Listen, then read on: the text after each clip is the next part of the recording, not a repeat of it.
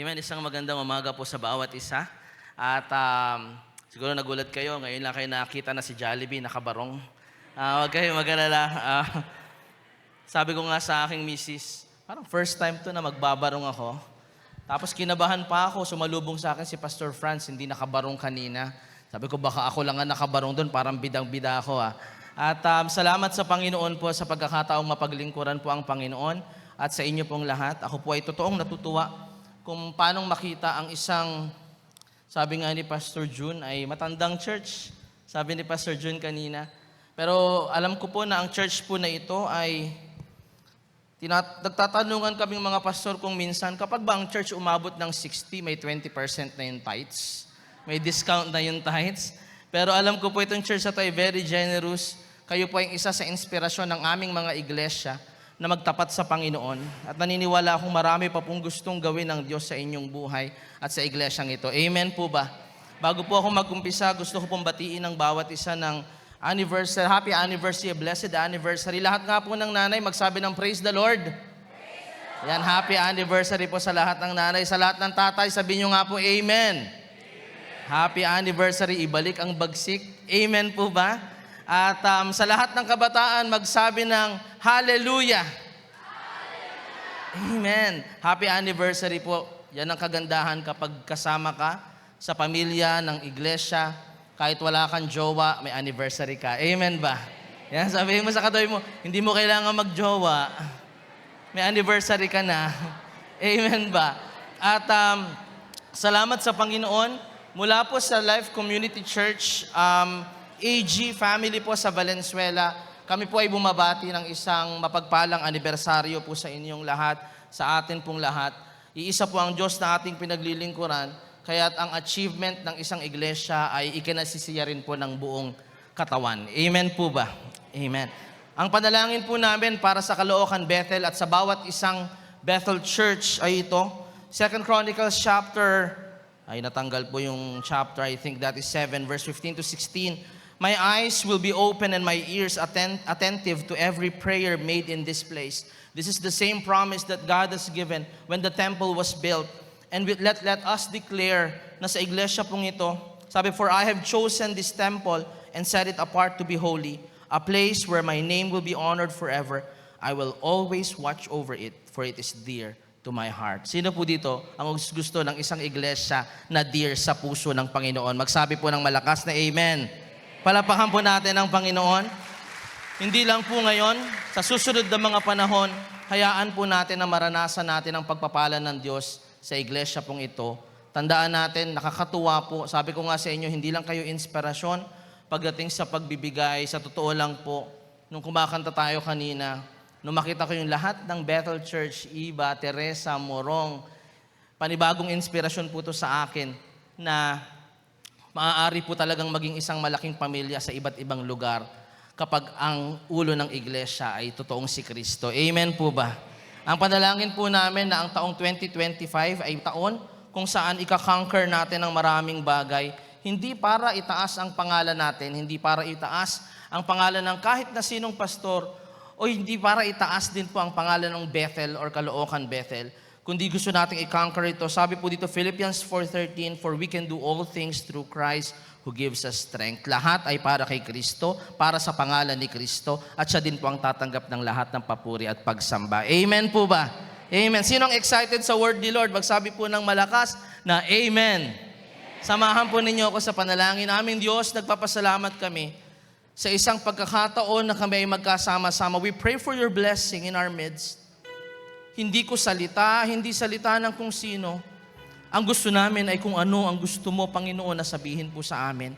Sa pamamagitan ng salita mo, magpalakas ka. Sa pamamagitan ng salita mo, magpagaling ka. Sa pamamagitan ng salita mo, Panginoon, hayaan mo ang bawat nangihinang puso ay sumigla. Hayaan mo ang pagkakaisa ay lalong tumibay. At masumpungan namin ang kalooban mo sa buhay namin, sa aming pamilya, at sa aming mga iglesia. Sa iyo ang lahat ng papuri at pagsamba sa pangalan ng aming Panginoong Yesus.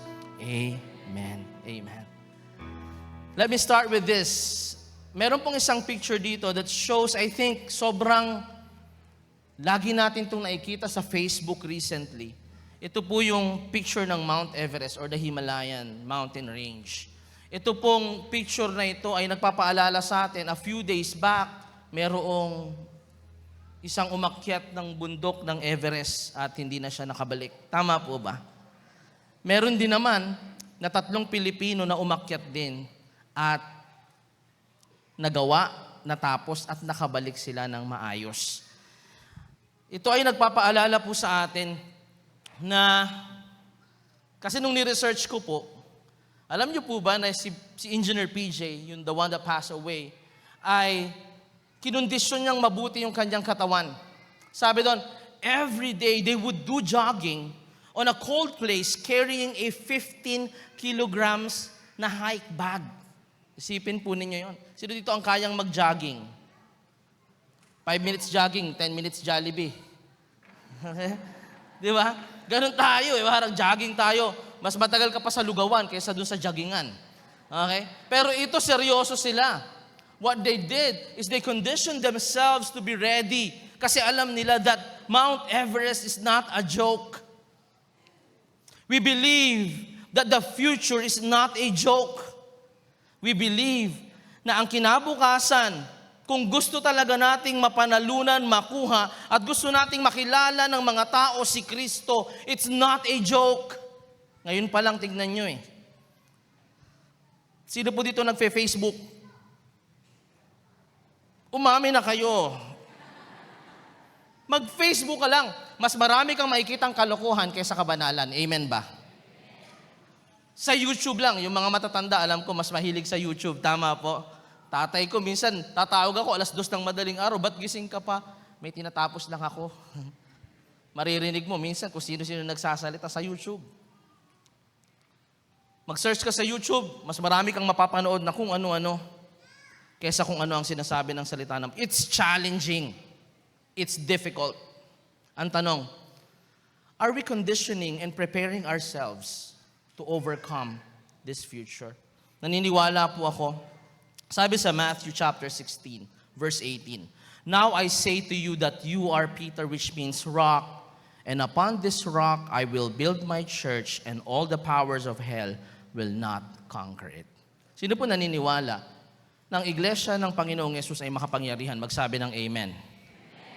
No unholiness, no work of the enemy.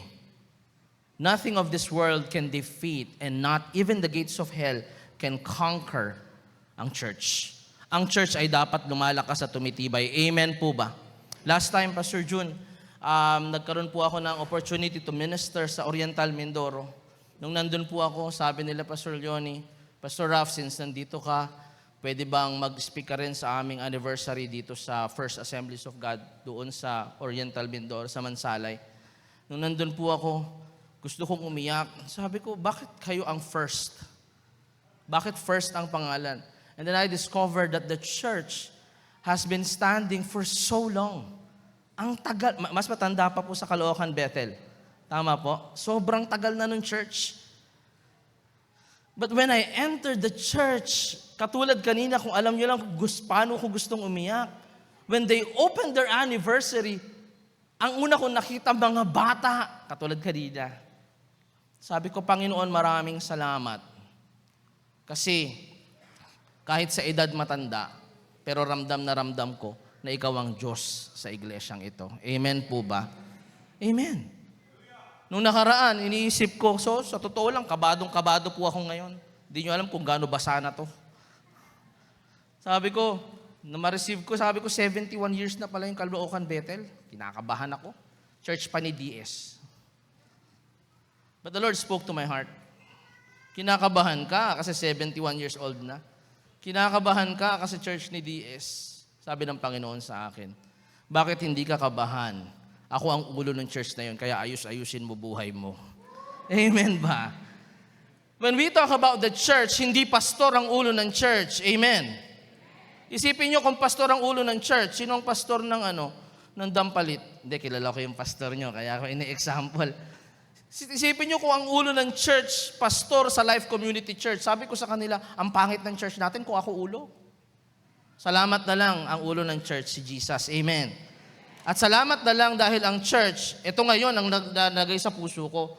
Why is it? Nakakaunti lang ang church. na pag tinignan natin 100 plus years old na. Tama. Naisip ko yun eh. Kung si Jesus Christ namatay 2,000 years ago, and then the church was born, ba't wala tayong makita na church na 1,000 years old? Bakit ang church 100 years pababa? Na parang may lifespan lang lagi. Di ba dapat ang church, kung si Kristo talaga ang ulo, dapat nagpapatuloy from generation to generation. Amen po ba? So it made me think, coming from before hanggang ngayon, kung sabi ng Panginoon that even the gates of hell shall not conquer it, why is it that sometimes pagdating sa shifting ng generation, parang hindi mapagtagumpayan ng church? I hope that today, and in this season, naniniwala po ako, maraming gustong gawin ng kaaway, maraming gustong i-highlight ang kaaway, pero marami rin gustong sabihin ng Diyos sa atin. At ang lahat ng bagay na gustong sabihin ng Panginoon ay magdadala sa paglago, hindi lang natin, kundi ng susunod na henerasyon at ng church ng Caloocan Bethel at lahat ng church na nandito. Amen po ba? The title of this message is Form to Conquer. Form to Conquer. In Exodus chapter 17, verses 8 to 16, ito po ay isang storya na sobrang mangha-mangha ako every time I read it. Kasi it is where certain generation come together. They all came together to deliver something na gustong mangyari ng Panginoon. Sabi po dito, while the people of Israel were still at Rephidim, the warriors of Amalek attacked them.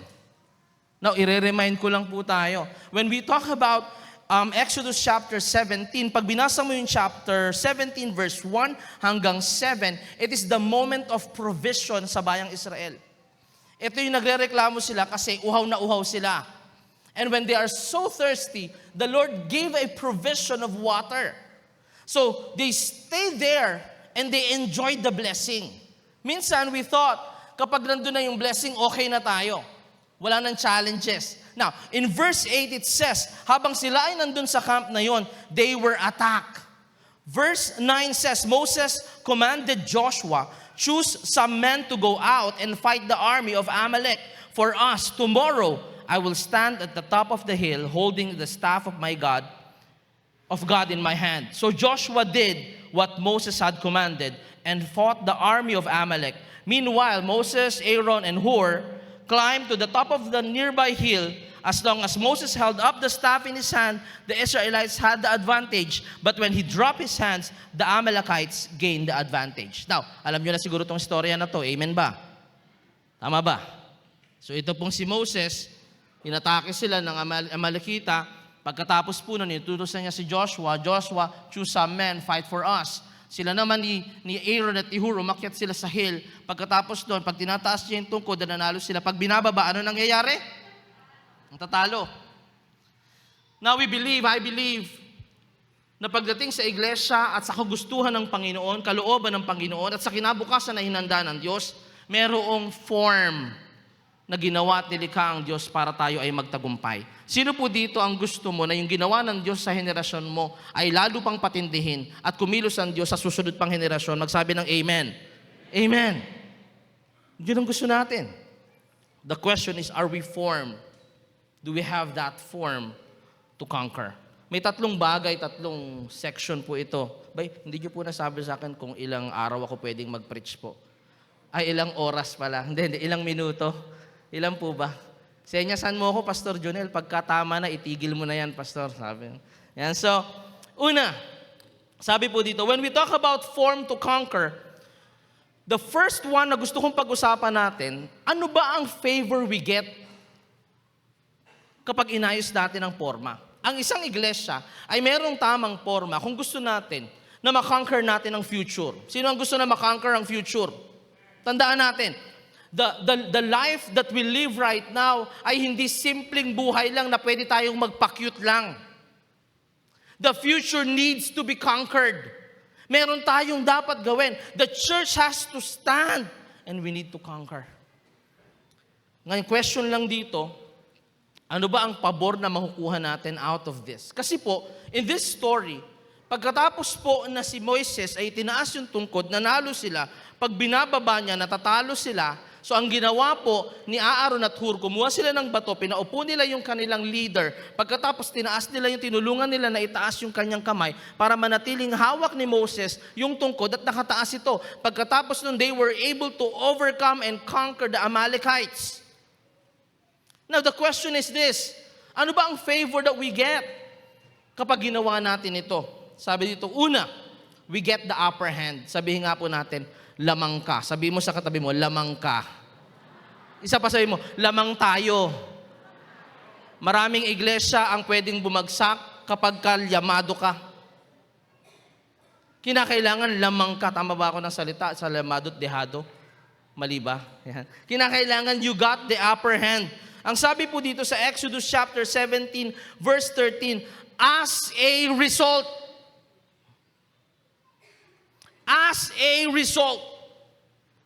Joshua overwhelmed the army of Amalek in battle. So ang pinag-uusapan natin dito, merong medyo matandang Moses na nandun sa ibabaw kasama si Aaron at si Hur, merong bata-batang Joshua na nandun sa baba, at yung kasama ni Joshua, mga sundalo na kahenerasyon niya. Sabi doon, nung ginawa nila yung lahat ng dapat nilang gawin, as a result, Joshua overwhelmed the army of Amalek in battle. Lamang ang isang grupo na sinusunod ang disenyo ng Diyos. Pero talo kapag suway ka ng suway sa kalooban ng Panginoon. Amen. Pangalawa, ano ang pabor? Sabi diyan, we receive great assurance. Sino po dito ang gusto ng buhay na may kasiguraduhan? Magsabi ng amen. Sabi dito, Exodus chapter 17 verse 14, the Lord says, I will erase the memory of Amalek from under heaven. Ang buhay po natin, marami na tayong pinagdaanan. Amen. At marami sa buhay natin hanggang ngayon nagmumulto pa rin. Amen. Ito yung problema eh. Sometimes the church live in the past. At laging nagmumulto ang nakaraan. That is keeping us from achieving what the Lord wanted us to do. Sabi po dito, kapag gagawin natin yung lahat ng dapat natin gawin, the Lord's favor will be with us and His great assurance will accompany us. Ang sabi ng Panginoon, I will erase the memory of those people who attack you and I will make sure, sabi doon, their memory will be erased from under heaven. Pangatlo, anong paborito? Sabi dito, when we do the things that we need to do together, we develop deeper intimacy. Sabi po dito sa verse 15, Moses built an altar there and named it, ano daw? Ano daw? So when we talk about this, Yahweh Nisi, it reminds them on what the Lord has done for them. At kung paano na nila ngayon titignan ang Diyos na kanilang sinasamba. It signifies belonging sa kung sino at yung karakter ng Diyos. Kung noon, they just knew the Lord as their provider because when they need water, water comes from the rock. Pero ngayon, because of the victory now, they know that the Lord is their banner in victory. Whenever we work together, whenever everyone does their part, we develop deeper intimacy sa Panginoon. Tandaan natin, ang bawat isang sumusunod sa Panginoon lumalapit sa kanyang puso. Pero ang bawat sumusuway sa kanya lumalayo sa kanyang kalooban. If you want to get deeper and closer to God, we need to follow. Pang-apat, sabi po dito, we secure future victories. Sabi sa verse 16, so now the Lord will be at war with Amalek generation after. Ano daw po? Ano daw po? Sino po dito ang masaya na pinagpaalan ng Diyos ang sibag sa panahon niya? Magsabi ng amen. Di ba? Parang, nako, kung alam mo lang yung mga storya namin. Tama po si Pastor June. When Pastor Greg was still our pastor, yung akin pong misis na nandito, yan, tayo ka nga mo. Yan po yung akin. Baka mamaya nung tumayo siya, akala nyo panganay kong anak, misis ko po yan. Mukha niya lang akong tito, pero anak ko po yan. At kami po ay mga young people sa panahon po ni Pastor Greg Lazaro. At totoo po yan. Ako po kasi mas kahit po ako ay district youth director, gusto ko talagang nakakausap at nakakasama sa kapihan ng matatanda. I was a youth leader before, pero alam niyo po ba kung anong isang gawain na consistent ako? Youth night. Dawn watch. Ako po ay laging kasama ng mga matatanda habang nagdo-dawn watch. Isipin po ninyo yun. Alas 5 ng umaga, pupunta ka doon, kasama mo sila. Pag nag-pray pa ng mga matatanda, hindi pa naman na sila nag-toothbrush. Minsan, pagpe-pray ka pa nun, pagpe-pray kita, grabe, ramdam na ramdam mo eh. Pero alam nyo po, I really love hanging out with them because I learn a lot. Ako po yung isang pastor na bata, bata pa. Ako po yung isang pastor na naglilid sa mga kabataan, pero ako din yung laging nagsasabi sa kanila, we will not get the support that we need if we don't give the respect that they need. I always tell the older generation, sabi ko sa kanila, maraming salamat po dahil naniniwala ako ang tagumpay ng susunod na henerasyon ay nakasalalay sa suporta ng mga nauna sa atin. Kaya po sabi ko nga, nalulungkot ako minsan when I hear churches breaking down. Why? Dahil hindi nagsunod-sunod at hindi nagtuloy-tuloy yung gusto ng Panginoon sa kanila. Bakit? Kasi hindi pinasa or hindi tinanggap ng pinasahan. Sabi po dito, ang Diyos na sinasamba natin can give us an assurance na sabi doon, ako ang makikipaglaban sa inyo, hindi lang ngayon, kundi maging sa susunod na henerasyon. Amen po ba? Sabi ko po sa Life Community Church, whenever I speak to them about this, sabi ko sa kanila, ang pangarap ko po ay isang iglesia na kahit ako ay nakaupo na lamang at ang nakikita ko nagpa-preach o tumatayo dyan ay anak ko or apo ko. Sabi ko, masaya ako hanggat hindi bumabalik ang Panginoong Yesus. Sabi kanina ni Pastor June, meron ba dito nakasintanda po ng 71? O mas matanda pa, meron po ba? Meron po, no?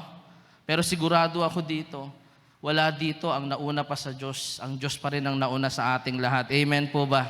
Amen. Meron ba dito kaklase pa ni Moises? Wala naman, di ba? So, tingin ko pag pinag-usapan natin ito, ang Diyos pa rin ang nauna eh. At ang sabi niya dito, mamamatay tayong lahat, pero siya Diyos pa rin. Mabubura ang lahat ng pangalan natin sa mundong ito at magbabago ang mga tauhan sa storya, pero ang Diyos pa rin, siya pa rin. Amen. And I hope clear sa atin, if we want to secure future victories for Sibag, for Teresa Bethel, for Valenzuela Bethel, sa lahat ng Bethel, if we want to secure the victory of the future, sabi dito, kinakailangan matanggap mo yung pabor na sinabi dito. These are the favor. Pero tandaan po natin, may tamang forma ang pabor. Amen po ba? Naniniwala ba kayo na may tamang forma ang pabor? Halimbawa po yung anak ninyo. Sabi, ma, bilang mo ko ng iPhone 16. O sige anak, maghugas ka ng pinggan. Ba't ako maghuhugas? Nakakatamad kaya. Bibigyan mo ng pabor o hindi? Ha? Baka kumuha ka pa ng eskoba, ibato mo sa mukha niya, tama? O yan ang sayo. Because that's true. May tamang forma ang pabor. A lot of people would always ask the Lord, Lord, could you please bless me? Pero yung kilos mo, pang sumpa. Hindi pwede yun. Amen. You can't ask blessing while living na parang gusto mo sumpa sa buhay mo. Same with these things.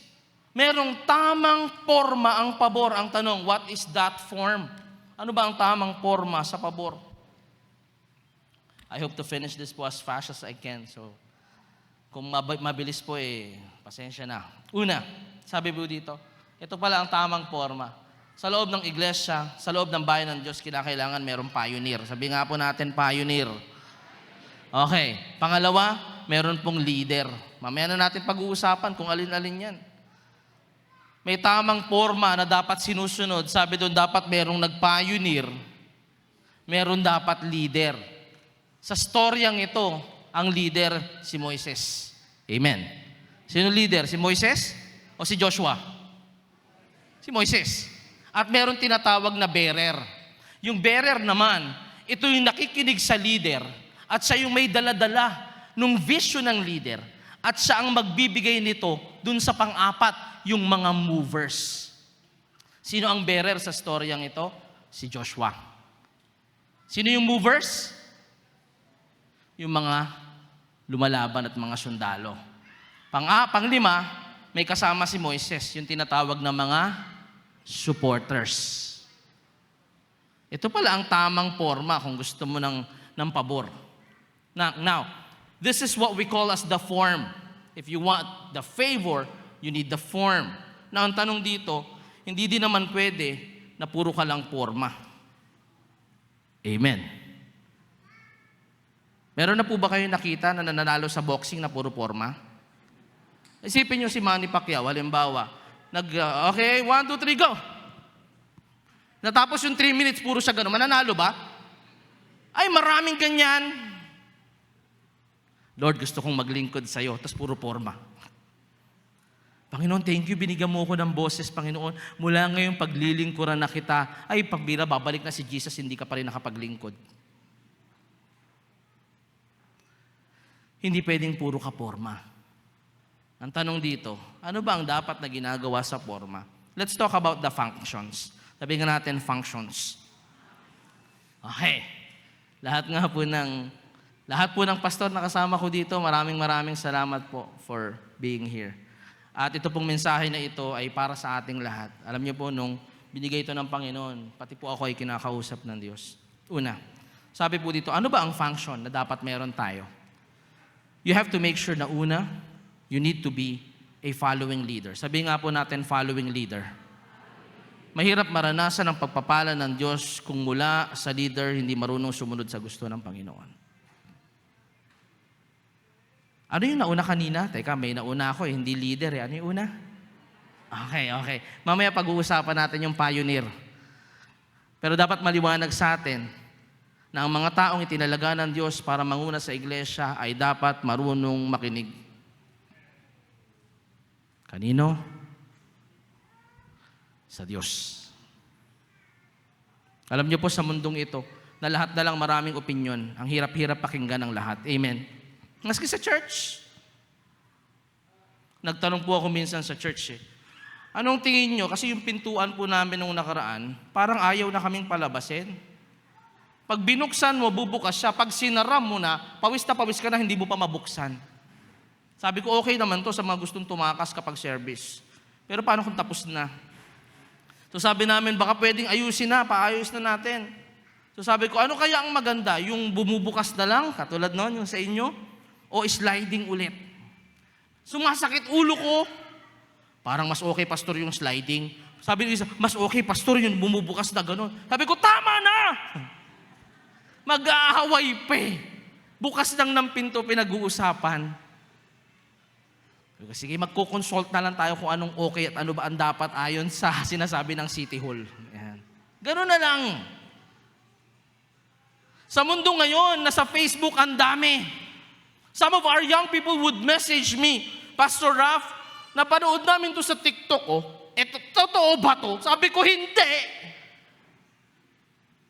Ang dami-daming boses sa labas, sa loob ng church. Kaya ang leader, hey bro, I know you.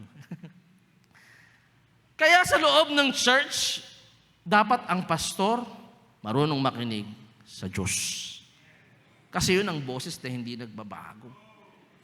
Kapag sa mundo ka nakinig, pabago-bago.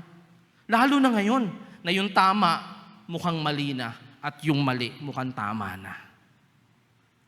Ang church, ang pastor, ang leader, at sa mga susunod na magiging pastor, sa mga kabataan nandito, na sa susunod kayo ay tatawagin ng Panginoon, isang bagay ito na natutunan ko. Kapag hindi ka marunong makinig sa sinasabi ng Panginoon, at kung kani-kanino kang boses nakinig, it's just a matter of time, pati ikaw maliligaw na rin. Sabi doon, be a following leader. Now, what amazed me is this. Sino po ulit ang leader sa storyang ito? Sino po ulit? Moses. Sabi niya dito, in Exodus chapter 4 verse 20, tingin ko lahat tayo kilala natin si Moises. Tama ba? Nung tinawag ng Diyos si Moises, nakita niya yung burning bush, nag-yes ba siya agad? Sabi sa kanya ni Lord, pinipili kita para ipadala sa Ehipto para iligtas ang bayan ko. Sabi ba niya, yes Lord! Ganun ba siya? Ano? Kaya lang Lord, pero Lord, talaga ba Lord? Pwede ba Lord ganito? Lord ano ba? All of those can be found in Exodus chapter 3. Hanggang nung huli si Lord parang, ha! Pero Exodus chapter 4 is something else. Sabi sa verse 20, tingnan nyo. So Moses took his wife and sons, put them on a donkey, and headed back to the land of Egypt. In his hand, he carried the staff of God. May tanong ako sa inyo. Lahat nga po ng tatay dito, taas ang kamay. Yan, sige po. Taas kamay. Nung nakaraan po si Doc Fidel nandun sa church, nag-speak po siya. Nung makita niya na, kasi po mga 70% dun kabataan, pag akyat niya ng stage, iba yung topic niya. Sabi niya sa akin, Pastor Ralph, sorry, I have to take this opportunity. Sabi niya, dahil mga young people kayo, alam niyo ba kung ilang tribo sa Pilipinas ang hindi pa nakakilala kay Lord? Hanggang dumating na siya sa Pakistan. Pinakita niya sa mga young people, gaano karami ang nangangailangan ng nung sinasabi ni Pastor Fidel, sino ang willing pumunta sa Visayas? Amen! Mindanao, kumunti na. Amen! Pakistan, wala nang gustong sumagot sa kanya. Mga tatay, kung sasabihin ko sa inyo, tinatawag kayo ng Diyos sa Pakistan, mag-oo ba kayo? O tamo, isa na lang. Kanina, dahil nakataas ng kamay. At yung mag-oo na yun, halimbawa na lang nag-oo si Pastor Jun. Example lang. Tingin ko, madami kang condition kay Lord. Ako na nga lang, sige, ako na lang. Madami kang condition kay Lord, sure ka ba, Pakistan, Lord? Lord, yung pamilya ko, Lord. Paano na? Ingatan mo yung pamilya ko, Lord, ha? Panginoon, habang wala ako. Ganun ang condition ko kay Lord, di ba? Wala kang makikita na nakita mo na yung threat. Alam kasi ni Moses, pwede siyang mamatay sa misyon na binibigay ng Diyos. Haharap ka sa paraon? Sino ka ba? Pinakamakapangyarihan tao sa Ehipto, sino ka ba? Para sabihin sa kanya na mali ka. Nakigets ba natin? Parang tulog kayo Di ba? Do we get the point? So delikado yung misyon.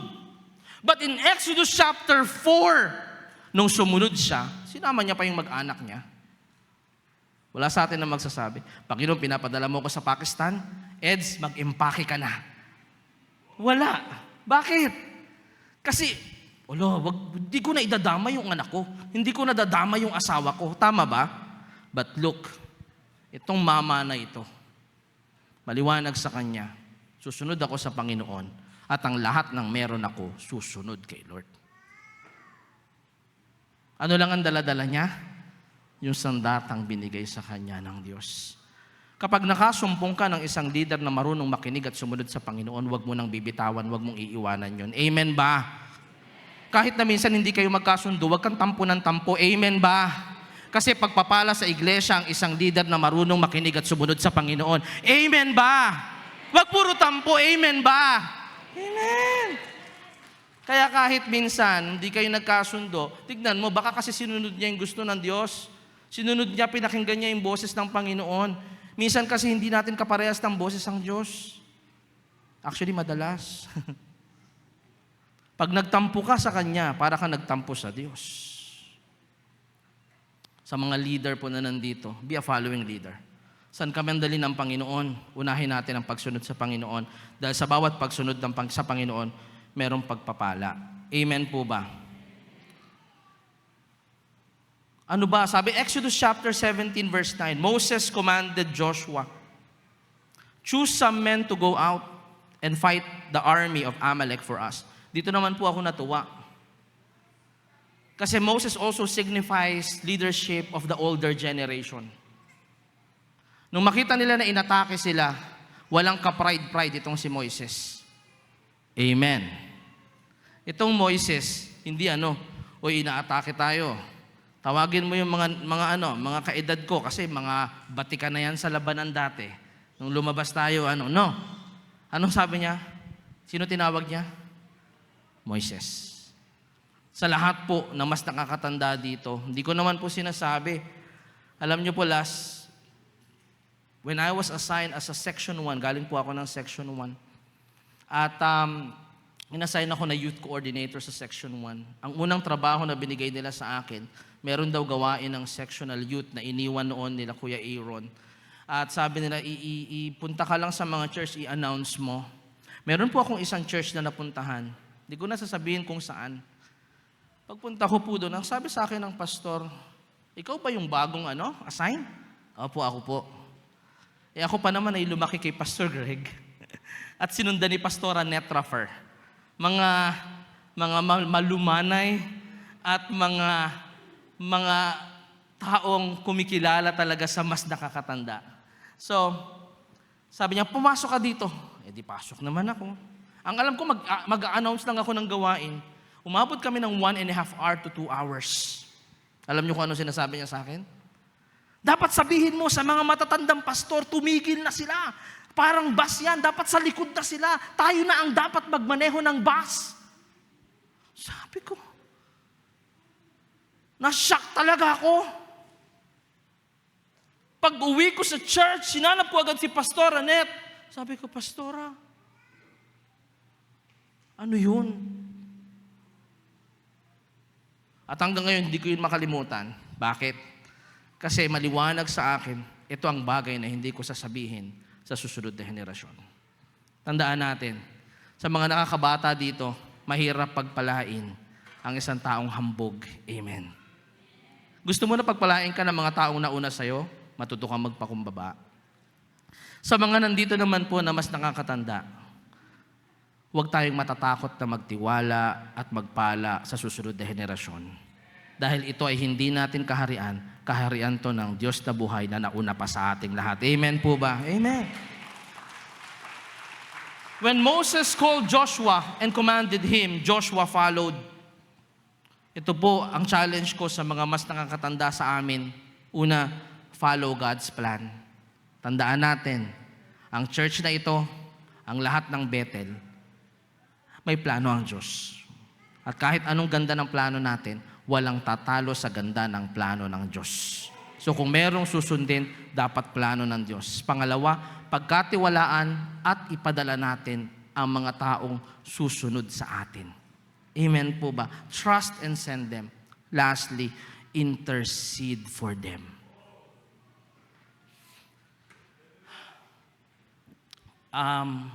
Ang Life Community Church po ay dahil siguro medyo mas bata kami. At for example, yung pastoral team po namin, ang pinakamatanda na ay, okay, ulitin ko lang asawa ko po yun. Okay. Siya na po ang pinakamatanda sa pastoral team. She's just 42. 43. Okay. Alam niyo po, kahapon nag-preach siya doon sa aming retreat. Sabi niya doon yun ang problema, hawak niya yung mic, hindi ako makapalag. Sabi niya, si Pastor Rap po ay 45 years old na. Nagtawanan yung mga tao. Yun pala may ibang naniwala. Na nag-uusap-usap na kami. Sabi niya, hindi daw halata kay Eds na 43 siya. Tapos sabi nila, pero sa'yo, Pastor, parang 45 ka naman talaga. Pero 39 lang po ako. Yun yung masama. Mas bata ako sa kanya eh. Okay? So we are a core of young groups. Yung core namin are young. Pero I keep on telling these people, sabi ko po sa kanila, kasi sa totoo lang ngayon, napupundi na rin ako sa mga bata pastor eh. Pag nasa loob ng church, ang ingay. Ang haharot. Ngayon ang sabi ko po sa kanila ganito, bantayan natin yung sarili natin. Kasi ang daming lumalabas sa bibig natin na against sa kanila. Baka mamaya, nakakalimutan natin na dapat ang lumalabas sa bibig natin ay intercession at pagpapala sa kanila. baka imbis na pagpapala ang naibibigay natin, sumpa ang naibibigay natin. Amen ba? Hindi lang po yan sa church, even sa bahay. Ikaw wala ka talagang kwentang tao, sinumpa mo na. Ikaw bata ka, hindi mo kami gayahin nung bata kami. Ganito kami, ganito kami. Kayo ngayon, ganito kayo. You are declaring something bad on them. Why not intercede and pray for them? Sino ba dito ang perpekto? Alam nyo, nung bata tayo, kinakainisan din naman tayo. Amen. Kilala nyo po si Mamang Chris, di ba? Tatay po ni Ninang Josie. Yun po ay sinasaluduhan namin yun. Kasi po, siya ang nagturo sa amin ng maraming bagay. Siya po yung tatawag sa amin, dadaanan kami sa bahay namin, halika, may pupuntahan tayo. Sabi, saan po? Diyan lang, magba-Bible study tayo. Sama naman kami. Pagsama namin, sabi niya, wag na kayo magdalang kahit noon, malapit lang yun. Bihira, basang-basa na yung damit namin, wala pa kami doon sa Bible studyhan namin. Saan ba to? Tapos pag upo niya doon sa bahay, nakangiti pa siya. Simula na tayo. Ikaw, hinahabol mo pa yung hininga mo. O sige, Raf, ikaw ang mag-preach. Ako pa magpipreach. Kaya tumibay sa ministeryo Pero itong mga nauna sa amin, ay nako, alam naming naiinis sila sa amin. Kapag meeting, naiinis na sa amin. Kasi, syempre kami, pag may narinig kaming konti na, natatawa kami. May nauntog dun sa pintuan ng church, imbis na maawa kami. Okay, ganun. Sabi ko, minsan kinainisan din tayo. Tama ba? Pero nagtiwala pa rin sila sa atin, kaya ngayon ginagamit tayo sa kaharian ng Panginoon. Amen. Tandaan po natin, kahit gaano kakulit ang susunod na henerasyon, iisang Diyos pa rin ang kumikilos. Yung Diyos na nagbago sa atin ay Diyos din na kayang magbago sa kanila. At ang Diyos na nagbigay ng kalakasan at kapangyarihan sa atin ay ang parehas na Diyos na kikilos din sa susunod na henerasyon. Amen po ba? So pagkatiwalaan natin sila. For all pastors, for all that are older than the current generation or the now generation, let us trust them. Pangalawang function, sa lahat ng bearer na nandito. Sabi dito, be a faithful bearer. Naniniwala ako sa bawat church, meron tayong kanya-kanyang Joshua. Amen. Meron tayong mga kanya-kanyang taong pinagkakatiwalaan na parte ng susunod na henerasyon. Ang challenge ko po sa mga batang pastor na nandito, sa mga batang leader ng church na nandito, be faithful. Amen. Sabihin mo nga sa katabi mo, be faithful. Exodus chapter 17 verse 10 says, so Joshua did what Moses had commanded and fought the army of Amalek. Grabe yung faithfulness ng Joshua. Alam niyo po, tinignan kong mabuti yung Exodus. Tinignan ko yung istorya hanggang umabot ng Joshua. I have never seen a single verse na nagsabi si Joshua, pero Moses, walang ganun. Everything that Moses said, Joshua followed. Sa lahat ng mas nakakabata dito, hanggat ang pastor mo ay nakikinig sa gusto ng Diyos, sumunod ka din. Amen. Kapag yan, naging parang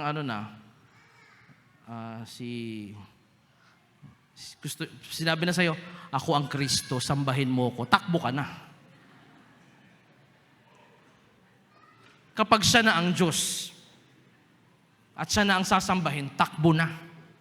Binibigyan ka na namin ng karapatang maghanap, no, Pastor, ng church na Christ-centered. Pero hanggat nakikita mo, naririnig mo, nararamdaman mo, at sinasabi sa salita ng Diyos yung mga bagay na sinusunod ng pastor mo, kung ikaw ay youth leader, ikaw ay batang pastor, be faithful. Bakit? Sa faithfulness na meron ka sa mga taong ibinigay ng Diyos para pangunahan ka, lagi pong may pagpapala. Amen. Grabe. Moses experienced a lot of things. Isipin mo yon, yung Moses na sinusundan niya, nung tinaas yung tungkod, nahati yung dagat, and they were able to cross the sea. Nung siya na, tumawid sila sa Jericho River. Pagtawid nila, kinaya nila. Bakit? The same God that is working kay Moses has been passed on dun sa pagsunod nung Joshua, whom is the bearer. Sa mga nandito po na mas bata, leader, pastor, maging faithful bearer po tayo sa mga pastor at sa mga leader na tinalagaan ng Diyos para pangunahan tayo. Amen po ba? Now, lahat nga po ng nandito na malakas, lahat dito nang naniniwala siya na siya ay parte ng pamilya ng Bethel, say Amen. So lahat po tayo ay mover, and that is the fourth one. Sabi doon, mover. Ano ba ang function ng mover? You need to be a fired up mover. Sabi nga po natin, fired up. Now, I want to show you this. Sabi sa Exodus chapter 17, verse 11, as long as Moses held up the staff in his hand, nananalo ang Israel. Tama. Pero pag binaba niya, ano nangyayari? Nananalo ang Amalekites. Kung ikaw yung nandun sa baba at ikaw yung sundalo, nakita mo na pag pala tinaas ni Moises yung kamay niya, nananalo kami Eh nakita mo binaba, ano gagawin mo? Hoy Moises, yan na nga lang ang gagawin mo Magtiis ka naman! Nahirapan na kami dito! Pero hindi. Nakataas o nakababa ang kamay. Ano ginagawa ng mga movers? Laban lang. Sabi ko sa mga taga-life community, sabi ko, marami sa inyo, noong mga panahon na hirap kayo, mga panahong sablay-sablay ang buhay, lahat ng grace binigay, inabot kayo ng mga leader, inabot namin kayo, niyakap namin kayo. Sa mga panahong may sakit kayo, dinamayan kayo. Sabi ko, sana sa panahon na ako naman yung sumasablay, ako naman yung nanghihina, ako naman yung magkamali, sana ganun din kayo sa akin. Alam niyo kung anong trabaho ng mover? The mover should be there fighting for the church no matter what. Amen. Hindi pwedeng, ay sumablay yung leader namin, ayawan na, sige panalo na kayo. Ito fired up Kahit anong mangyari, laban kung laban. Bakit? We are called to move. Sa lahat ng kabataang nandito, magsabi nga po ng Amen.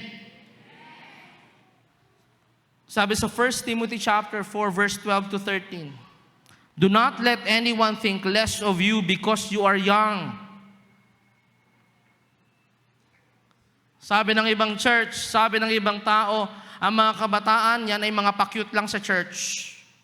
Ang alam lang ng gawin ng mga kabataan, mag-relax-relax. Alam niyo po ba, nagbabago na ang panahon ngayon. Amen po ba? Lahat ng kabataan magsabi ng, yeah! O tamo, ang energetic, di ba? Yeah! Lahat ng kabataan magsabi ng, yeah! Yeah! Ang mga kabataan ay hindi na lang pasaway, hindi na lang kabigatan. Sabi dito, ang mga kabataan ay hindi natitignan mas mababa. Bakit? Dahil tayo ay magiging halimbawa kung paano mamuhay ang isang Kristiyano ayon sa gusto ng salita ng Diyos. Amen po ba? Amen. Meron pong isang kabataan po sa aming church pagkatapos ng aming retreat. Lumapit sa akin yung kanyang nanay. Ang sabi ng kanyang nanay, Pastor, pwede bang kausapin mo yung anak ko? Sabi ko, bakit? Ano po nangyari? Hindi ko maintindihan. Pagkatapos ng retreat, sabi niya, ang hawak-hawak niya na lang Bible. Ang pahinga niya lang sa pagbabasa ng Bible kapag kakain. Sabi ko sa kanya, ano po ang gusto niyong gawin ko? Kausapin ko siya para huminto? Sabi niya, parang mali nga, Pastor. Parang ako ang kailangan mong kausapin para gumaya. At natuwa ako, oo nga! Now she is an example kung paano dapat. Kabataan yun. Sa lahat ng kabataang nandito, huwag kang papayag na ang tingin sa'yo ay para bang mababa. Na para bang pasaway ka lang at no. The Bible says na pwede kang maging isang mabuting halimbawa. Amen. Amen. Noon, actually, given naman ang mga kabataan magaling maging halimbawa. Even in social media, even in TikTok. Tamo, lahat nung ginagawa natin si TikTok, nagaya lang naman natin yun, di ba? Merong nag-upload na ganun-ganun lang, ginaya mo na. Tama. Minsan yung mali nga, ang daling gayahin. Ngayon, ang challenge ko sa mga kabataang nandito, magpapagaya ka na lang din naman, siguraduhin mo na magiging pagpapala ka sa iba. Amen. Make sure that you become a good example. Sabi dito, be an example to all believers. All or some? All. Hindi sinabi that be an example to believers who are same age as you. Walang ganong classification. Minsan nagpapakatino tayo pag nakatingin sa atin yung mas bata sa atin. Pero pag hindi na, pili natin pasaway na tayo kasi mas younger generation tayo. Hindi. Sabi dito, young people can still be an example to all believers, matanda man or bata. In what you say, the way you live, in your love, your faith, your purity. Until I get there, sabi, focus on reading the scriptures to the church, encouraging the believers. Sabi mo nga sa katabi mo, encourage. O, tignan nyo nga po yung mga kabataang katabi nyo. Sige nga po, tignan nyo yung pagmumuka. Kapag ba nakikita nyo yan, nakikita nyo nagliliwanag ba yan? O nagdidilim ang paningin nyo? Sabi, ang mga kabataan daw ay pwede ka palang maging encouragement sa loob ng church. Pwede pala. Encouraging the believers and teaching them. Alam niyo po, meron pong isang leader po sa church. She is 25 years old.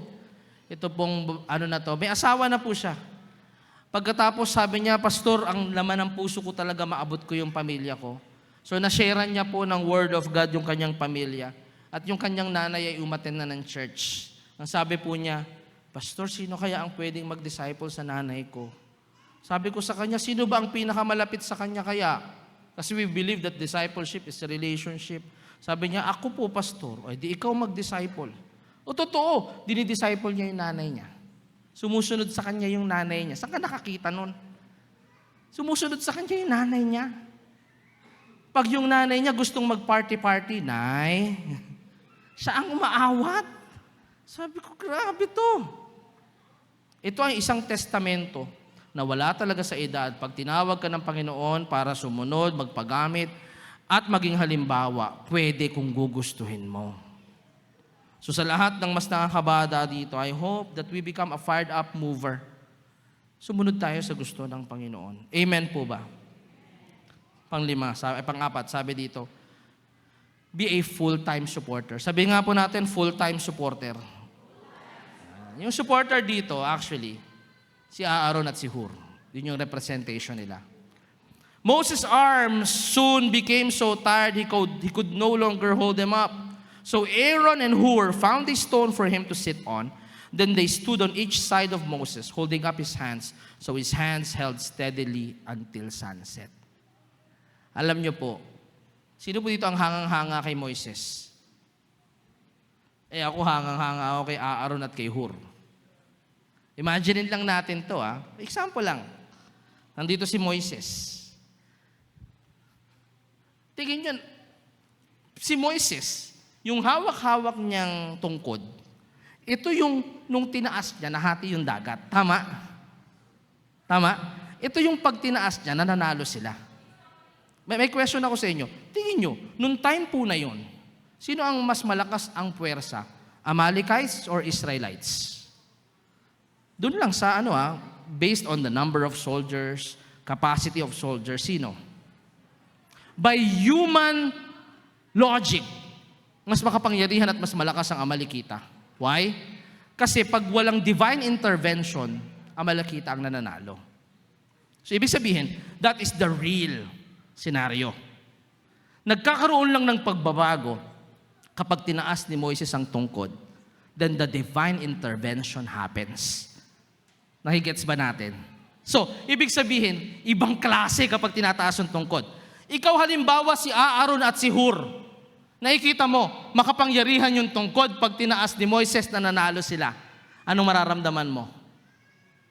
Mamamangha ka ba? Ngayon, eto na. Nangawit na si Moises. Sino sa inyo ang Moises, ako naman. Bigay mo na sa akin yung tungkod, ako naman magtataas. Tama. May excite ka eh. Mukhang napakabanal ng mga tao dito, hindi sila na-excite. Ako na lang. Kung ako kasi yun, baka ganun eh. Parang, uy, grabe ah. Hindi mo itataas yung ni Moises. Oh, pagod ka na Moises. Ako naman. Tabi ka na. Ako naman. Kasi ibang klase yung tungkod. I was talking to a young guy before. Ang sabi niya sa akin, Pastor Raf, I saw you preach. Pwede mo ba akong turuan paano magpastor para ako nang papalit sa'yo? Wow! Turuan mo ako mag-preach. Sabi ko sa kanya, gusto mo matutong mag-preach? Mag-share ka ng salita ng Diyos muna doon sa mall. Halika. Hindi, ang gusto ko sa pulpito. Sabi ko, grabe. Di pwede yun. Be a full-time supporter. Merong mga tao na tinawag ng Diyos para pangunahan ang kanyang bayan. At meron naman mga tao na tinawag ng Diyos to be mature enough para suportahan at tulungan yung tinawag ng Diyos. Hindi para palitan ng palitan. Tuwang-tuwa ako kay Aaron at Hur, sa totoo lang po. Kasi may chance na sila eh. Tama. Kung clever ka, pagod ka na Moises, let me have it. Hindi. Ang nasa isipan nila, yung tungkod ay ibinigay ng Diyos kay Moises. Walang ibang pwedeng humawak nun, kundi yung leader natin na si Moises. Ang gagawin lang natin, tulungan si Moises na mahawakan pa rin ang tungkod hanggang dumating ang oras na sinabi na ng Diyos, bitawan mo na ang tungkod. Amen. Sa lahat ng nandito, we are all supporters. Sana maging faithful. Sana po lahat tayo sa mga pastor, mga leader na tinawag ng Diyos para pangunahan tayo. I hope that we become a full-time supporter. Alam ko hindi sa lahat ng panahon, nangingitian natin ang lahat ng desisyon, ginagawa, at sinasabi ng mga leader natin. Bakit si Moises ba tingin nyo ganun? Alam nyo, manghang-mangha ako dito kay Moises. Sabi ko nga binasa ko po itong Exodus. Sabi ko, ang tiyaga ni Moises hanggang Numbers. Sabi ko, grabe naman to. Si Lord, dumarating yung time, sabi niya kay Moises, pupuksain ko na yung bayan na yan. Alam niyo kung sinong humaharang? Panginoon, wag po. Pagkatapos niyang pigilan ng Diyos na puksain ang bayan, magrereklamo sa kanya yung bayan ng Diyos. At ipaparamdam sa kanya na parang nagkamali ka, Moises, sa pagpapalaya sa amin. Isipin mo yung, that heartbreak. So not everything that Moses did, masaya yung mga tao. But I really admire Aaron and Hur. During that time, maliwanag sa kanila. Tatayo kami sa likod ng leader namin. Bibigyan namin siya ng upuan. Itataas namin yung kanyang kamay habang hawak-hawak niyan ang tungkod na pinagkatiwala sa kanya ng Diyos. Amen po ba? Let us all be supporter. Kung paano tinawag tayo ng Panginoon to support. Let me close with this. Let's talk about the pioneer. The last one that I want to show to you is what we call as a fascinating pioneer. Fascinating pioneer. When we talk about fascinating, amazing. Wow! Grabe! Beyond comprehension. Exodus chapter 17 verse 16, he said, they have raised their fist against the Lord's throne. Teka lang, sino yung inatake ng Amalekita? Sino? Kaninong bayan? Bayan ng? Anong pangalan? Bayan ng? But look at this.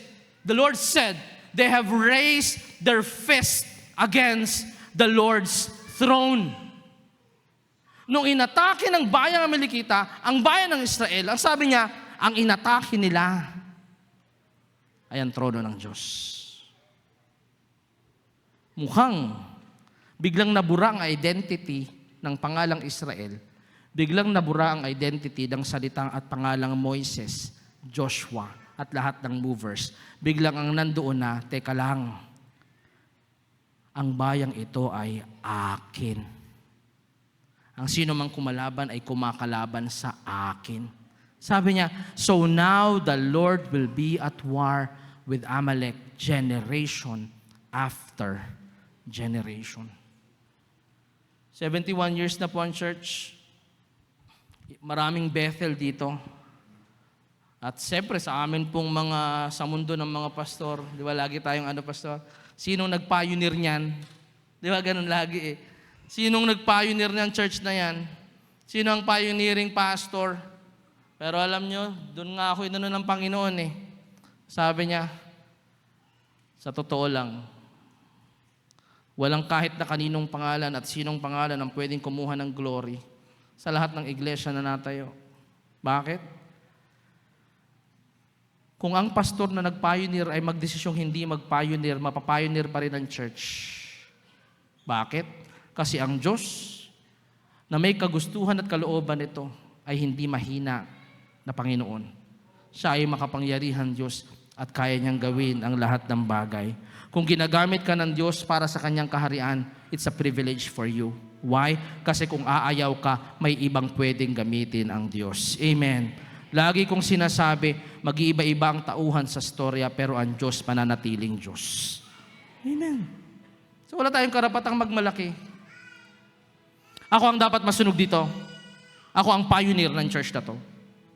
Ang pamilya namin ang nauna dito, huwag nyo kaming kakalabanin. Hindi. Kaya ako po ito kayang sabihin, ay nako, kahit po ako ay bata, sabi ko nga sa inyo, nung ako po ay pinadala sa church kung saan ako nandoon, yun po ay matanda na po yung church yun, pastor. Nakailang pastor na rin. At yung dalawang pastor na nauna, patay na po sila. Nung pinadala ko doon, nagdadalawang isip ako, hindi dahil ayaw kong sumunod kay Lord, dahil ayaw kong mamatay. Sabi ko, baka sumunod ako. Pero tinawag tayo ng Panginoon doon eh. So there's a lot of things that we have experienced. Sabi ko nga eh, minsan masarap lang pakinggan ng salitang church, iglesia.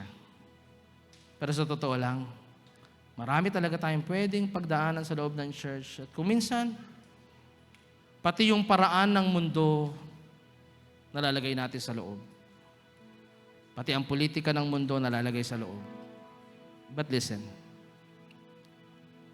gusto natin na mayakap yung kinabukasan. Bakit ko po ito kinukwento? Bakit ko ito sinasabi sa inyo? Bakit ko tinuro yung lahat ng ito? Kasi naniniwala ako na ang susunod na henerasyon ay nangangailangan ng isang magandang halimbawang dapat sundan. Kapag lagi tayong, ganda po ng topic natin, enforce the now generation. Pero alam niyo po, alam ko po yung sinasabi ninyo na ang now generation yung mga kabataan. Pero on my heart, naniniwala kasi ako na ang lahat ng buhay sa Bethel ay kasama sa now generation. Hanggat buhay ka. Regardless of our age, we are all the now generation. Kung gusto natin, kaya natin. Pero kailangan gawin natin lahat ng dapat nating ginagawa. Be a following leader. Amen. Kailangan if you are a bearer, make sure that you are a faithful bearer. If you are one of the movers, be a faithful movers. And all of us, let us all be a full-time supporter. Ito yung maganda dito. Hindi tayo mag-isa sa laban. Maaaring meron dito leeg ng iglesia. Merong kamay ng iglesia. Pero salamat sa Diyos dahil merong isang totoong ulo ng iglesia. At sino yon? Yun ay ang Panginoong Hesukristo lamang. Amen. Now look at this. How did the Lord design the church? Matthew 16:18. Let me go back to this. Now I say to you that you are Peter, and upon this rock I will build my kanino daw church? Sino nagsasalita? Jesus. Church namin to, huwag kayong magulo. Walang sayo. Lahat kay Kristo. Amen. Sabi, I will build my church and all the powers of hell will not conquer it. Kapag po iniisip ko ang kinabukasan, noong nakaraan sabi sa akin ng misis ko, ano na kaya ang... Kasi yung mga anak po namin, mga bata pa eh. Sabi namin, paglaki kaya ng mga anak natin, anong klase ng mundo ang gagalawan nila? Nakakatakot. Tama? Sa panahon ngayon, kasi nung panahon namin, parang yung tama pa rin naman eh. Ngayon kasi parang yung tama, mali na. At yung mali, nagmumukhang tama na. Sabi ko, ang hirap ng mundo nila. But the Lord reminded me, and all the powers of hell will not conquer the church. Sabi ko sa kanya, we just need to be the church that the Lord wanted us to be. Kapag tayo ay naging iglesia na gusto ng Panginoon, kahit gaano karumi at gaano kasama ang mundo, kahit gaano mahirap harapin ang kinabukasan, magtatagumpay tayo, hindi dahil sa lakas na meron tayo, kundi dahil sa lakas ng Diyos na kumikilos sa atin at sa iglesia na pinaglilingkuran natin. Amen po ba? Amen. Caloocan ay para kay Kristo. Teresa ay para kay Kristo. Hindi ko man mabanggit lahat ng pangalan. Ang Mindoro ay para kay Kristo. Ang lahat ng iglesia na meron tayo ay pwedeng magtagumpay if we will live the way the Lord wanted us to live. Let us conquer. Nilagay ko dyan, conquer 2025. But let me change it. In Psalms chapter 119, verse 90, it says, your faithfulness extends to every generation, as enduring as the earth you created. Grabe to. Ang sabi ng salita ng Panginoon, yung katapatan ng Diyos na ulo ng iglesia ay magpapatuloy sa bawat henerasyon kasing tagal kung paano tatagal ang mundo na siya din ang lumikha. Isipin niyo to, kahit gaano pala sumama ang mundo, ang katapatan ng Diyos ay mananatili. Ito pa yung malupit sa faithfulness ng Panginoon. During the time that you feel like the world is so overwhelming, the faithfulness of God will intensify the more. Amen. Walang kayang pumantay, walang kayang tumalo sa katapatan ng Panginoon. I can guarantee you that. That's what the Word of God is telling us. So now this is the challenge I have for all the churches here. Let us conquer the now and let us conquer the next. Amen po ba? Sabihin mo nga sa sarili mo, hindi lang ngayon, kundi pati bukas. Amen. Huwag pong isipin ng mga mas matatanda dito na hanggang ngayon lang kayo, bukas wala na. Hindi. Harapin natin ang kinabukasan na may pag-asa na Panginoon, hanggat buhay kami, parte kami ng iglesia mo. At hanggat buhay kami, may gagawin kami para ihanda ang susunod na henerasyon ng iglesia. Alam niyo po, kung taong makasarili tayo, kung wala kang pakialam sa gusto ng Panginoon, sa kalooban ng Diyos, sa buhay po nating lahat, oo, ganun ang mangyayari. Ang gusto mo na lang mabuhay ang iglesia ayon sa gusto mo. Pero kung maliwanag sa atin na si Kristo ang ulo ng iglesia, at hanggat hindi siya bumabalik, magpapatuloy ang church, dapat tumulong tayo sa pag-abot at pagpapalakas ng mas nakakabata at susunod na henerasyon. Amen po. Silang excited na sa susunod na mga panahon, yung nakikita nating sumasayaw, kumakanta dito ng mga bata, susunod sila na yung ginagamit ng Diyos para sabihin sa atin kung ano ang kanyang mga salita. Amen. Alam ko po yung iba sa inyo natutuwa every time si Pastor Franz, Junel, nakikita nyo dito. Yan, mga nakakasama ko kasi sa gawain po yan eh. Kasi po ako ganun din. Sabi sa akin ni Pastor Annette one time, pinag-drive ko siya, sabi niya, alam mo, hindi pa rin ako makamove on. Ang tingin ko pa rin sa'yo, bata. Ang sabi ko sa kanya, wala tayong magawa, Pastora, baby face tayo. Sabi ko sa kanya, bata naman po talaga ako eh. Kapag kasama ko kayo, feeling ko talaga, bata po ako. At handa akong maging bata. Bakit?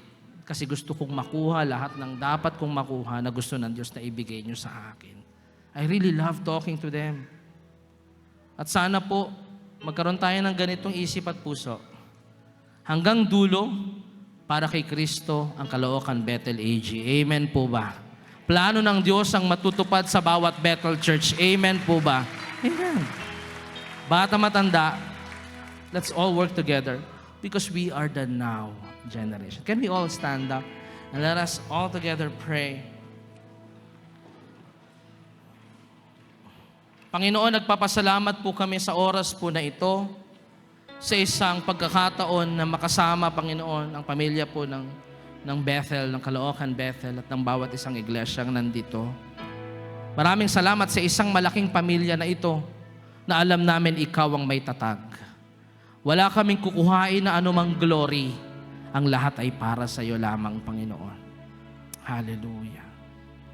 Hallelujah. For everyone that is here, sino po dito ang willing na ipanalangin ang mga taong tinawag ng Diyos para pangunahan ang mga iglesia na nire-represent natin sa lugar po na ito? Magsabi nga po ng amen. Can you go to your pastor and can you extend your hand po sa kanya? Just pray for them. Magsabi lang kayo ng panalangin, ng pagpapala, kalakasan po sa kanila. Can we do that? Okay lang ba? Okay? If later we'll pray for Pastor June. But I think may Iba Bethel dito, may Valenzuela Bethel, merong San Antonio Bethel, and all other Bethel. Kung nandyan yung pastor po ninyo, can you pray for your pastor? Sige po, be a faithful supporter right now. Itaas mo yung kamay niya sa Panginoon. Hindi para agawin, hindi para inisin, hindi para sabihin na mali yung ginagawa niya. But this is the time for you to release blessing to them. Come on. Like Aaron and Hur, pray for your pastor. Sige po, open your mouth and pray and declare. Let them hear how much you want to pray for them. Sige po, lapitan nyo. If you want to go out of your place, you can do it. Malapitan nyo lang po yung inyong pastor. Hallelujah. Hallelujah. Release blessing. Release power unto them. Sige po, huwag kayong mahiya. Lapitan nyo. Okay lang yan. You can go out of your chairs. Make sure that you are with your leader and pray for that man or woman of God that He has called. Hallelujah. May this be a holy moment, God. Yes, Lord. Pastor, leader, we want to encourage you right now. Yes, we are not perfect, pero hindi hinahanap ng Diyos ang wala ka. Tinawag ka ng Diyos sa kung sino ka. Be encouraged by God's calling in this moment. Palakasin ka nawa ng Panginoon. Ang pagpapala ng Diyos ang sang sumayo. Walang anumang gawa ng kaaway ang magtatagumpay laban sa iyo. Ang Diyos ang mag-iingat sa iyo at sa pamilya mo. Sa pangalan ng Panginoong Yesus, we declare it. Tatakbuhin mo ang takbuhin na inihanda ng Diyos para sa iyo, hindi sa pamamagitan ng sarili mong lakas, kundi sa lakas na nagmumula sa Panginoon. Hallelujah. Just declare it. Declare it. Let your anointing go and flow upon your leaders, God. Thank you for calling them, Lord. In Jesus' name we declare it.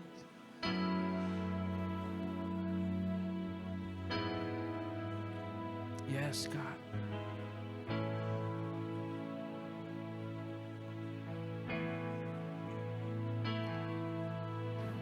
Hallelujah.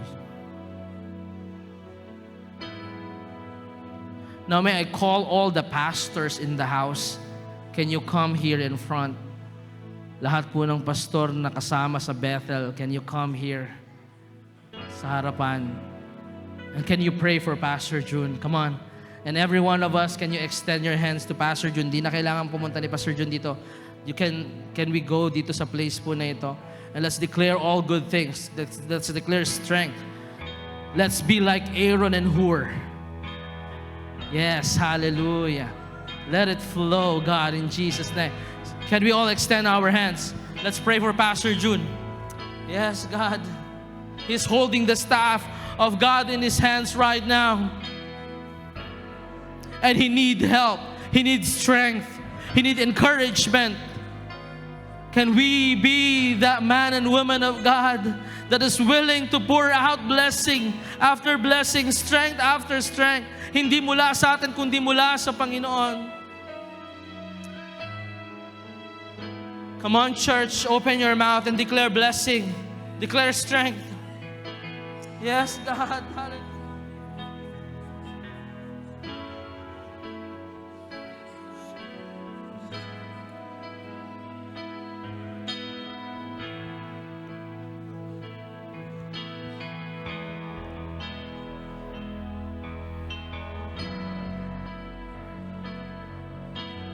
Yes, Lord.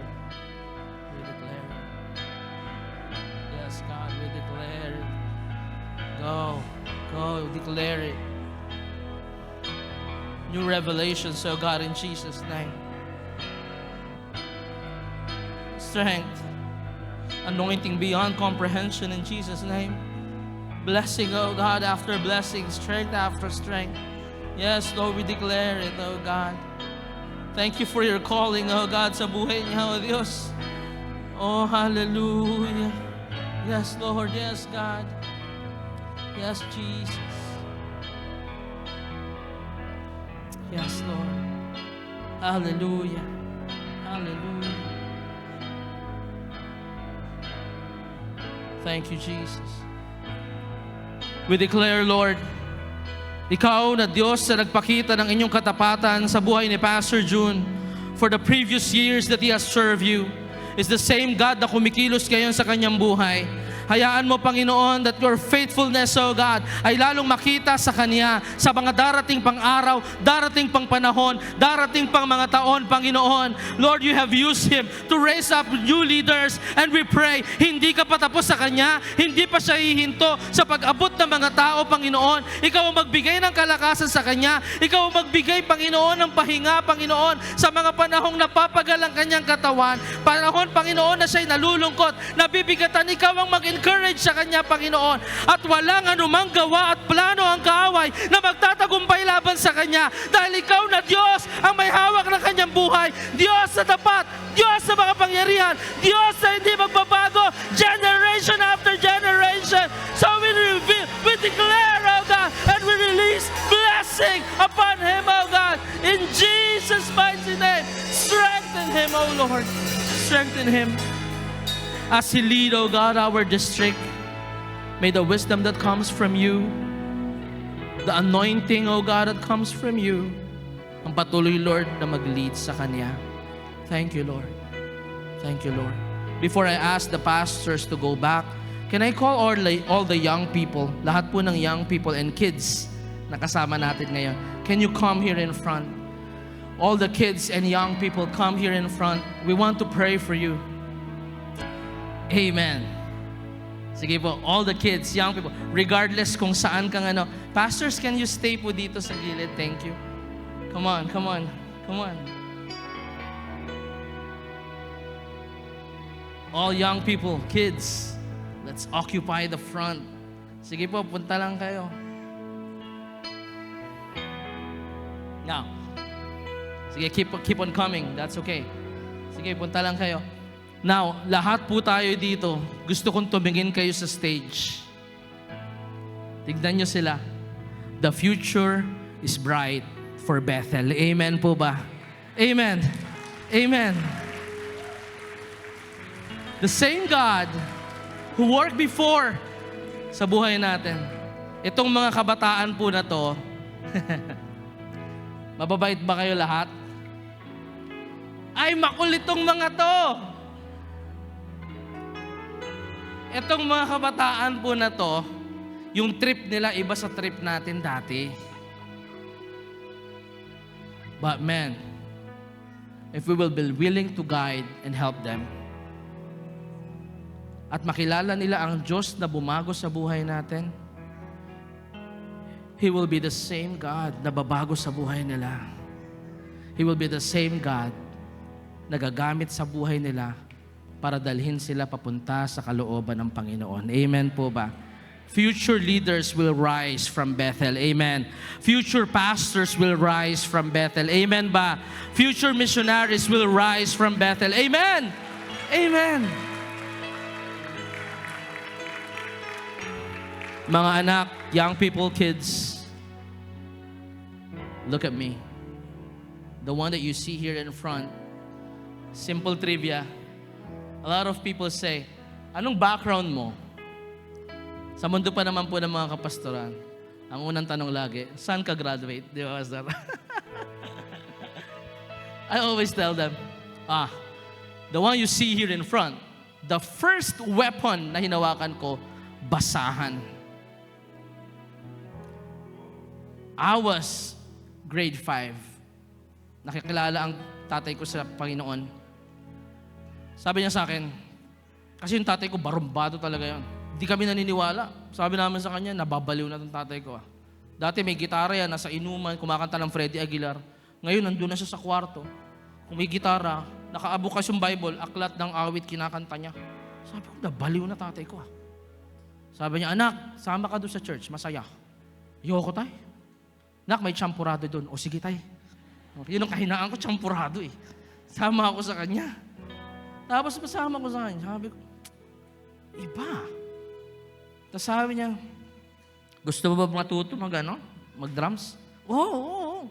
Punta ako doon sa practice. Sabi nung teacher ko, gusto mo maglingkod kay Lord? Oo. O ito basahan. Ano gagawin ko dito? Punasan mo lahat ng upuan. Ilang buwan yun. Sumunod, sabi niya, sige. Sabi ko, ano pa to? Pin-remote niya ako. Next, binigyan niya ako bunot. Alam niyo yung bunot? Bunot naman. Sabi ko, ang sabi sa akin, na-scam ako Kala ko drums. Sabi niya, oo, tamo ngayon. Pagsabayin mo, magpunas ka, magbunot ka. Aba, oo nga. Nako-ordinate ko na yung ko. Nung nag-drums ako, oo nga, effective. Mga kabataan, walang bagay na walang kwenta sa harapan ng Diyos. Yung buhay mo pa lang, kung sabihin ng iba walang kwenta, di totoo yan. Pangalawa, kung feeling mo insignificant yung ginagawa mo sa church, nagkakamali ka. Yung iba kasi ang gusto, pastor agad eh. Gusto nasa stage agad. Now listen, kung ano yung pinagkatiwala sa'yo ng Diyos ngayon, gawin mo ng mabuti. Dahil yung mga bagay na yan, tandaan mo, yung isang Joseph, walang maganda sa pinagdaanan niya. Binenta siya sa kapatid, binenta ng mga kapatid, ginawang alila, pinagbintangan pang rapist, nakulong, kinalimutan. Pero pagkatapos ng daanan yung lahat ng yun, ano nangyari? Nilagay siya ng Diyos kung saan sa gustong ilagay ng Panginoon. Amen. May plano ang Diyos sa buhay mo. Amen. Do you believe in that, young people? Amen. Can we all extend our hands upon them? The future is bright. Amen. Can you pray for them? Sige po, panalangin po natin sila. Declare blessing upon them. Mga pastor, can you pray for your young people? Sige po. Buksan niyo yung labi niyo. Young people, can you pray for yourself as well? Padalangin mo, Panginoon, we want your will sa buhay namin. Panginoon, dalhin mo kami sa kalooban mo. Panginoon, hindi kami perfect, God. Lord, makulit kami ngayon. Pero Lord, we want to encounter kung sino ka sa buhay namin. The same way that our parents encountered you. The same way that the previous generation encountered you. We want to receive that as well. Hallelujah. Yes, Lord, we release blessing. We release anointing in Jesus' name. Hallelujah. Yes, God. Yes, Lord. Ang Bethel ay para sa iyo, Panginoon. Hallelujah. In Jesus' name. Come on, release the blessing. These are your movers. These are your future. Yes.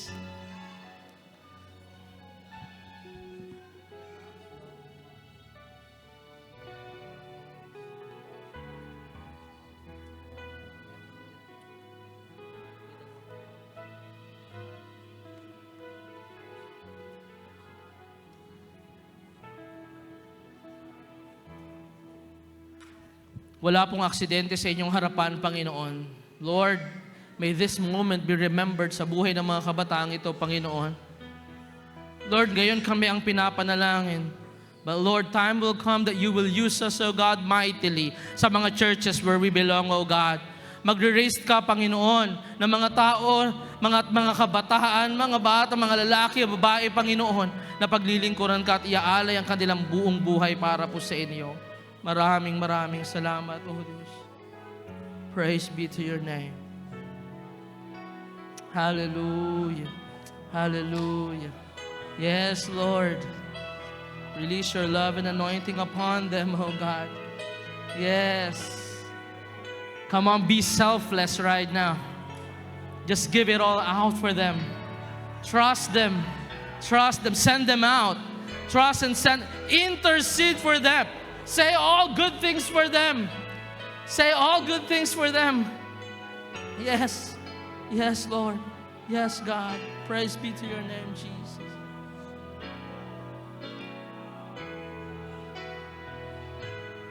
Hallelujah. Yes, Lord. Yes, God. Yes, God. Yes, God. Yes, Lord. Yes, Lord. Yes, Lord. Hallelujah. Yes, God. We declare your power and your love and your anointing. Let it flow. Yes, Lord. Yes, Lord. Yes, Lord. Yes, Lord. In Jesus' name we declare it, God. We declare it, Lord. Beyond our comprehension, oh God, use them. Yes, God, in Jesus' name. Yes, Lord.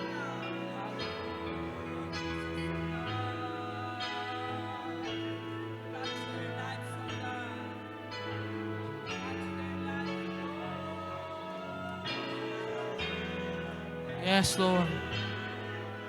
Yes, God. Thank you, Jesus. Yes, Lord. Yes, Lord. Hallelujah.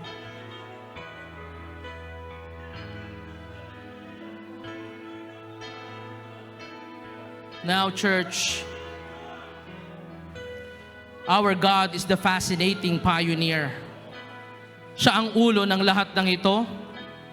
Siya ang direktor ng kanyang simbahan. Wala sa atin, wala sino man sa atin.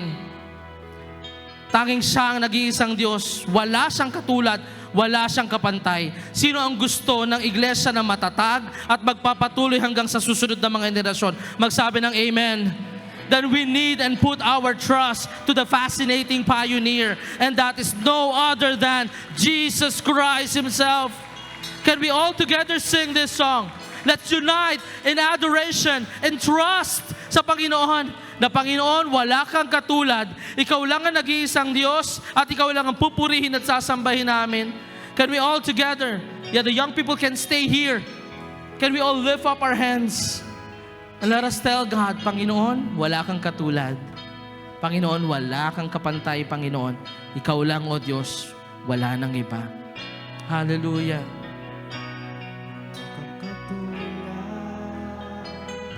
Wala nang higit sa'yo, wala kang katulad. Wala nang papantay sa'yo. Ikaw ang Diyos noon pa man, maging ngayon at kailanman. Sa habang panahon, wala kang katulad. Wala kang katulad, O Diyos. Wala kang katulad. Panginoon, ang Bethel ay para sa iyo. Ang Caloocan Bethel ay sa pamamagitan mo lamang, O Diyos. At ang lahat ay ibabalik namin sa iyo. Ikaw ang Diyos na ulo ng mga simbahang ito. At ikaw lang ang karapat-dapat sa papuri at pagsamba, O Diyos. Purihin ang iyong dakilang pangalan, Panginoon.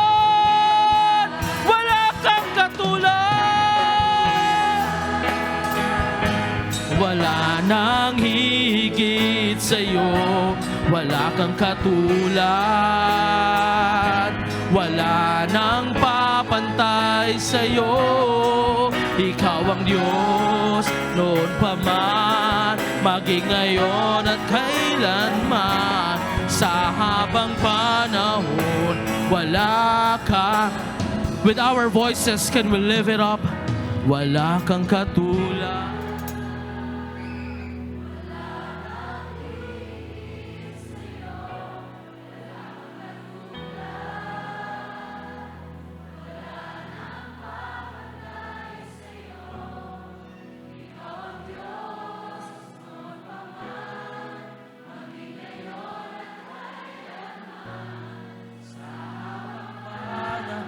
Sa habang panahon, sa habang panahon, sa habang panahon, wala kang katul. Sambahin natin ang pangalan ng Diyos. Come on, let's give Him the praise that He deserves. Glory to Your name, Jesus! Hallelujah! Salamat aming Diyos sa 71 taon ng katapatan mo sa Caloocan, Bethel. Marami nang naipanganak na iglesia, marami ng buhay ang nahipo, at marami ka nang ginamit ng mga tao. Subalit hindi dito hihinto ang istorya na titignan namin. Susulat ka pa ng maraming istorya hanggang ikaw ay magbalik. At sa lahat ng ito, sino man ang gamitin mo, paano man ang mga pangalang mabanggit, walang isang bagay at pangalan lang ang hindi magbabago. Ang pangalan mo, Panginoong Jesucristo, ang maitataas lang sa iglesyang ito, Panginoon. Ngayon at magpakailanman. Pinupuri, sinasamba namin ang iyong dakilang pangalan. Ito ang aming panalangin sa pangalan ng aming Panginoong Jesus. Ang lahat ay magsabi ng Amen! Palapakan po natin ang Panginoon. Hallelujah! Pagpalain po tayo lahat ng Panginoon. And again, happy anniversary, Caloocan Bethel. Tunay o Diyos may kaitapat. 71 years ng Caloocan Bethel, namalas namin, Panginoon, ng kabutihan, kahabagan, at yung katapatan, Panginoon. And truly we believe, O God, that your faithfulness will extend unto all generations, every generation, Panginoon. Sa marami pang taon na darating, Panginoon, naniniwala po kami na marami ka pa pong gagawin sa iglesyang ito at sa mga daughter churches ng Caloocan Bethel. Lord, maraming salamat po sa patuloy na ginagawa mo sa bawat isa, sa panguna mo sa aming mga leaders, sa mga kaluluwang naliligtas, Panginoon, at ginagamit mo ang iglesyang ito. Truly, we are grateful. Kami po ay lubos na nagpapasalamat, Panginoon. At wala po kaming masasabi, Panginoon, kundi ang aming pong mataas na papuri at pasasalamat sa tanging Diyos na buhay na aming pinaglilingkuran. Purihin ka, O Diyos. Hallelujah, hallelujah. Sambahin ang ngalan mo, Panginoong Jesus. Truly, you are great, O God. Hallelujah. Salamat po, Panginoon. Salamat po, O Diyos. Sa iyo namin, Panginoon, pinagkakatiwala ang mga susunod pang panahon, susunod pang taon. Narito, Panginoon, ang iyong mga lingkod, lalong-lalo na, Panginoon, mga kabataan na susunod sa aming pong mga henerasyon, na gagamitin mo mga leaders. Samahan mo sila, Panginoon, at dalangin namin, O Diyos, na kung paano mo kami ginabayan sa mga maraming panahon, maraming taon, Panginoon. Gayon din po ang gagawin mo sa mga susunod na henerasyon ng iglesyang ito. Maraming salamat, Panginoon. Salamat po, O Diyos, at sa iyo namin binabalik ang mayamang kapurihan, kaluhatian, sa pangalan ni Jesus. Amen.